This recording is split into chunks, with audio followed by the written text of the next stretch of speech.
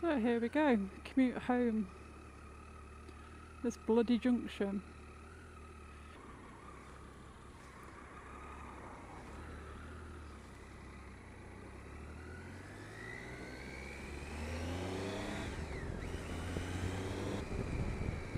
So I'm debating whether to go the scenic route because the other week there was a big massive flood, and I know she's an adventure bike but she's new and clean, so I don't really want to go through a big massive flood, but I think I'm going to try it. At the end of the day I can always do a U-turn. I'm not taking her through a great big massive puddle.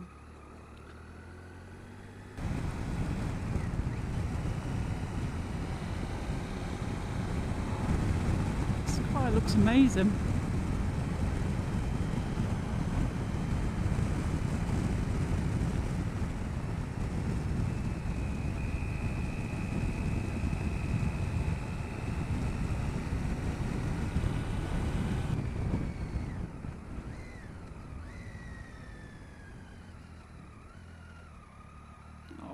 Great. So the road is closed.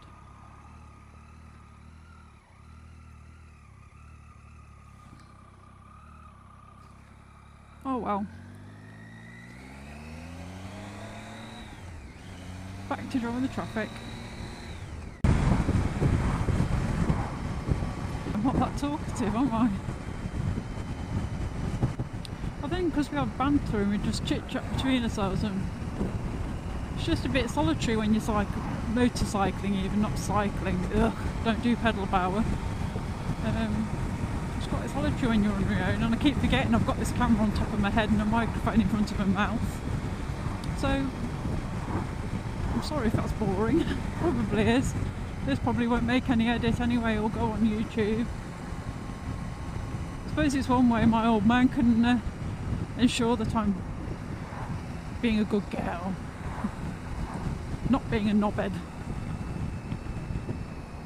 To be honest, I don't want to be a knobhead motorbiker because, you know, we only passed our test last summer, and I passed my car test when I was 18, and one of my pet hates at the time was knobhead motorcyclists, the ones that just don't take anybody else into consideration. Oh well, he didn't nod, but never mind. So the last thing I want to do is be a hypocrite and become those motorcyclists, biker, whatever you want to call us, that don't take anybody else into consideration. So I try to always be polite on the road, you know. If you're impolite to people, it pisses them off, and they might not take it out on me, but the next biker that comes along might get the shit from me passed on to them. So I'm always, like I say, I'm careful and courteous, more for the point of I don't want to rile people, life's too short, and I don't want to end up in an argument with anybody over something I've done stupid. Now I'm not saying I'm perfect, because I'm not, you know, we all make silly mistakes, but I genuinely don't try to upset other people on the road, because we've got to share this piece of tarmac and we've all got as much right to be on here.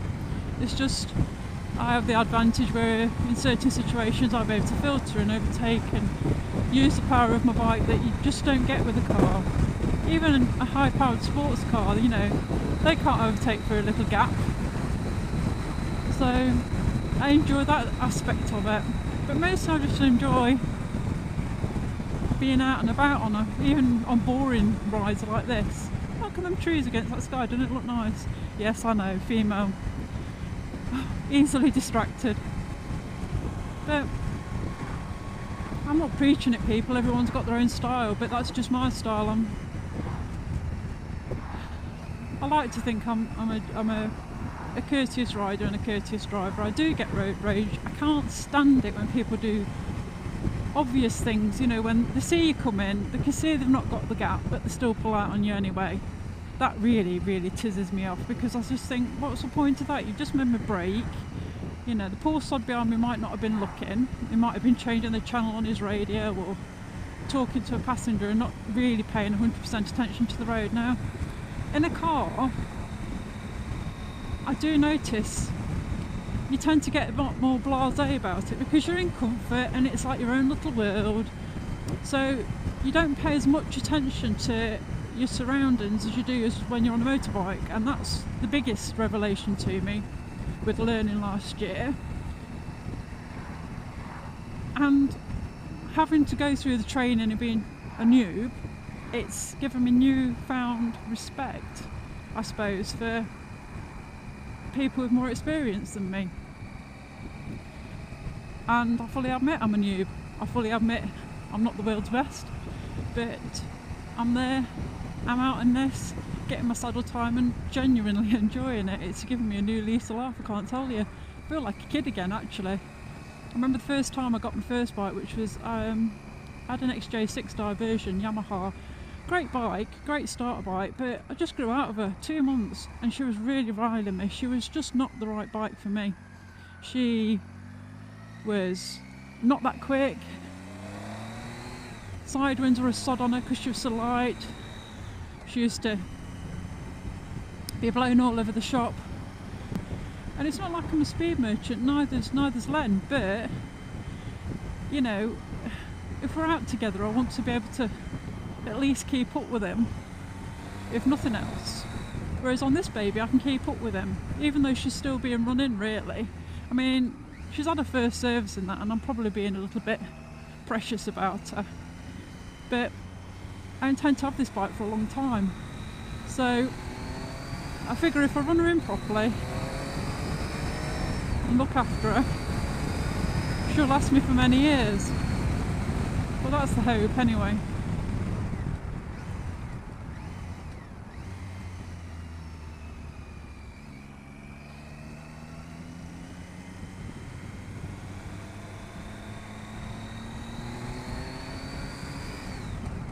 And it's just such a laugh. Anyone that's out there thinking, I'm not a biker, don't have a licence, never intend to do it, I can only say to you, if you've got the money and the time, do it. You'll never regret it, you'll never look back, because it's such a different experience. It gives me such immense pleasure, and I know it does Len as well. It's more organic than driving a car. You have to concentrate more because obviously we haven't got a cage around us. We've not got protection of a car, so you've got to be more aware of your surroundings and more aware of what other people are doing, because you are vulnerable, and if you think about it too much you'd never get on a bike again. But having hacked my horse around, I mean, she's retired now, she's not a ridden horse anymore, she's just a big pet. But when I was hacking my horse, I had exactly the same fear, because not only was I looking out for myself, I was looking out for her as well.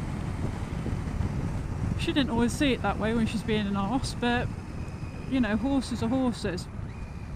Whereas with a bike, you know, I've got brakes, I've got steering, and I've got an engine that responds. And generally it'll go where I want to go. I think the only time it won't do that is obviously if I overcook it. But I am being cautious and careful with how fast I go and where I go. There's a time and a place. But I'm the same when I'm driving a motor vehicle as well. So, all in all, I think there's so much road rage and anger on the roads, and I know I'm the world's worst for shouting obscenities at people when I'm in my van or in the car. But I am trying to be better. I am trying to forgive stupidness, but it still drives you up the wall.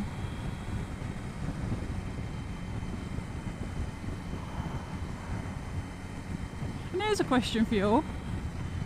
Have you got a name for your motorbike? Do you name them?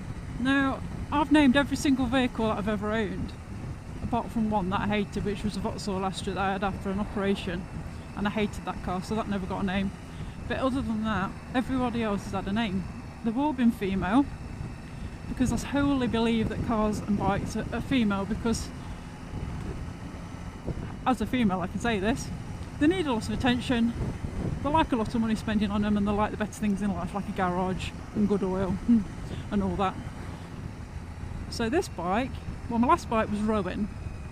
This bike's called Amur, A-M-U-R, which is basically a Siberian tiger.